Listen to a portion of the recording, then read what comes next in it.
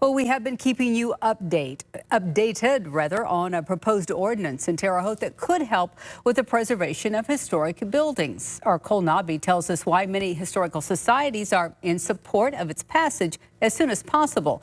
But some local residents, not so much. This is the Farrington's Grove Historic District in Terre Haute.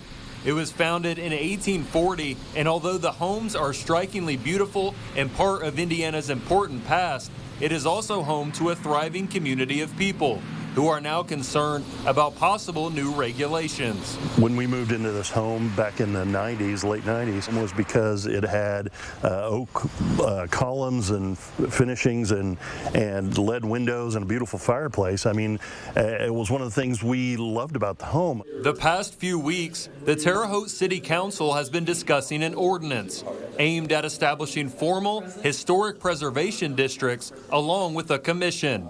If passed, the commission will oversee the identification, restoration, and protection of historic city areas. However, some residents see this as an intrusion on their independence. The commission can decide what things can get a certificate of appropriateness, from everything from your landscaping to the light fixtures to the color of the house if you try to paint it or put siding on it. The board of Farrington Grove Historic District, Inc. supports this ordinance being passed. President Carrie Youssef says the committee can be used to preserve and promote Terre Haute's historic buildings. A lot of the data across Indiana shows that historic preservation ordinance increase development. They stabilize neighborhoods.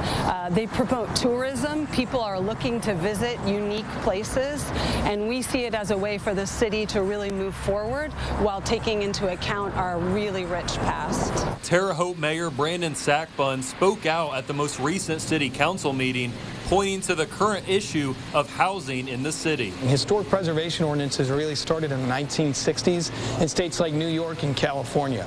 These ordinances were used to slow down development. That drove up the price of housing. Look, would I love for 5 homes to be, from 1920 preserved and held?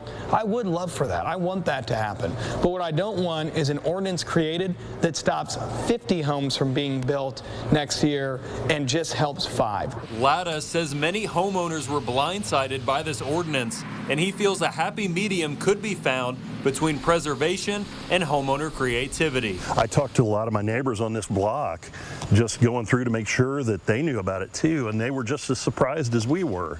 And it just feels like we need to slow down, and I would be the first to tell you I can understand and appreciate what they're trying to do, but this is not the answer. Reporting in Terre Haute, I'm Cole Nobby for your local news leader. Well, the historic preservation ordinance will be discussed at the second committee meeting at 5:30 on August 20th.